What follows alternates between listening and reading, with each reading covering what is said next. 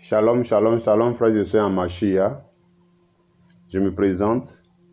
Je suis le frère Kofi Joël de l'Assemblée de Diokwe. Alors nous faisons cette annonce pour vous présenter la vision que le Seigneur nous a mis à cœur. En effet, depuis le mois de juin, le Seigneur par sa grâce a permis à certains enfants de la rue d'Abidjan de regagner leurs différentes familles. Parmi ceux-ci, il y avait 2 jeunes qui venaient de Diokwe. C'est ainsi que nos frères des assemblées d'Abidjan ont pris attache avec nous afin que nous conduisions ces enfants dans leurs différentes familles. Par la grâce du Seigneur, ils ont pu intégrer leur famille. Et vraiment, le Seigneur a œuvré, a travaillé, il a vraiment touché le cœur des différents parents et qui ont vraiment reçu ces enfants-là avec joie. Je tiens à souligner que ces 2 enfants ne viennent pas de la ville même de Diokwe, mais viennent de 2 villages qui se retrouvent aux alentours de Diokwe. Le premier village, c'est le village de Blodi, qui est situé à environ 7 km de la ville de Diokwe. Et le second village se nomme Zia, qui est situé quant à lui à environ 13 km de la ville de Diokwe.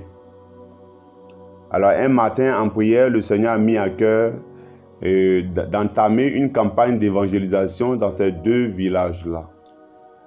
Voilà, donc je tiens à vous signifier qu'à partir du 28 de ce mois-là, du 28 juillet jusqu'au 30 juillet, à Diokwe, il y a une campagne d'évangélisation, plus précisément dans ces 2 villages-là.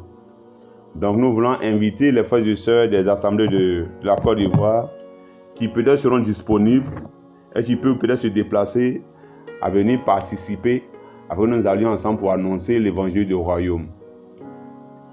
Alors, chose marquante, un jour, le frère Ma et moi, l'un des frères de l'Assemblée de Diokwe, sommes rendus dans ces différents villages. Et lorsque nous sommes arrivés dans le second village, c'est-à-dire Zia, nous avons trouvé un fait vraiment marquant, un fait vraiment triste. Le jeune qui est sorti de la rue, le jeune junior, avait du mal à manger. Chez eux à la maison, là, la veille, il n'avait pas préparé.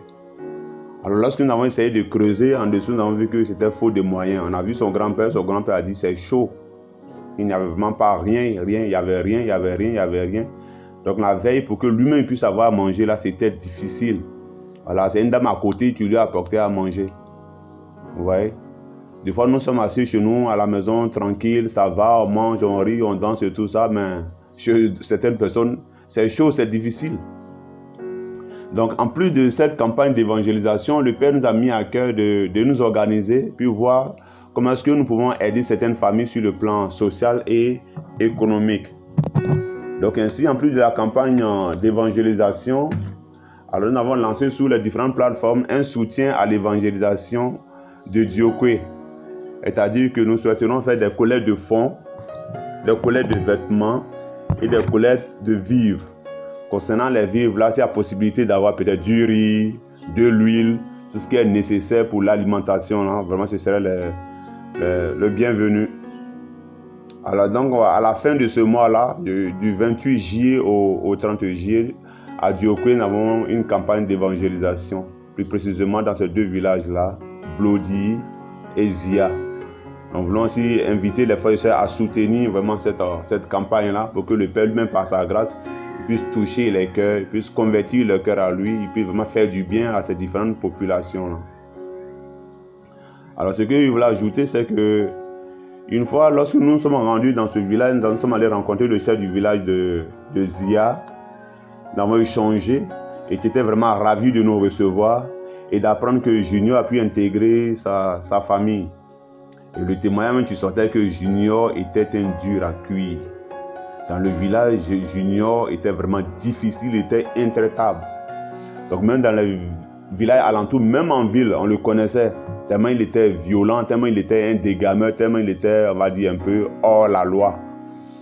Alors donc le chef du village disait comme ça que Junior, s'il a pu changer jusqu'à ce point-là, et que même il cherche de quoi faire, il cherche à travailler, c'est que dans les cieux, il y a vraiment un Elohim.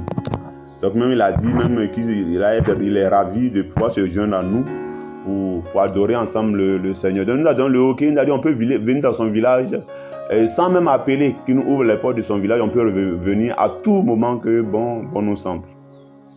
Donc voici un peu la vision que nous avons au niveau de l'Assemblée de Diokwe. Alors vraiment, au niveau des collectes, là, nous voulons encore lancer cet appel-là. Cet appel-là, afin que chacun sait, selon la manière dont va toucher son cœur, là, vraiment faire parler son cœur, afin que nous puissions soutenir des âmes qui sont de souffrir, qui sont dans des difficultés, des parents, des mamans, des grands-papas, qui ont du mal à manger, tout ça. Que le Seigneur vraiment puisse toucher vos cœurs.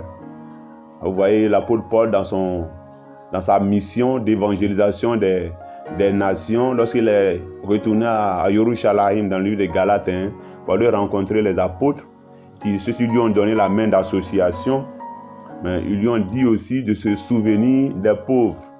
Et il dit qu'il s'est souvenu des pauvres. Nous également, qui disons que nous faisons partie du royaume des cieux, notre Père Yoshua Mashiach n'a fait que guérir, n'a fait que ressusciter, il n'a fait que nourrir. Même ceux qui ne l'aimaient pas, mais le Père les nourrissait. Donc nous, en tant que chrétiens, nous avons aussi la responsabilité de porter assistance à toutes ces personnes qui nous environnent, qui sont autour de nous, et nous puissions les aider afin qu'ils puissent aussi s'auto-suffire.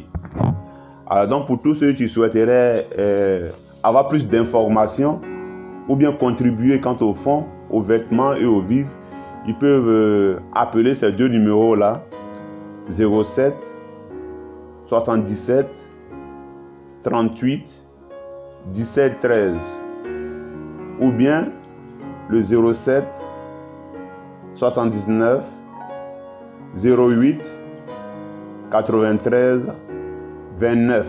Donc naturellement, nous sommes en Côte d'Ivoire.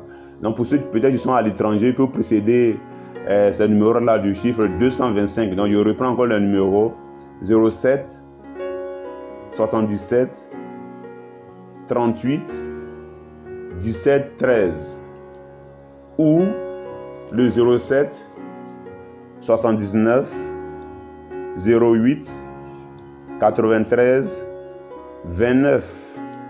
Alors que la grâce du Seigneur repose sur vous et ensemble soutenons-nous les uns les autres pour l'avancement de l'œuvre du Mashiach. Restez bénis.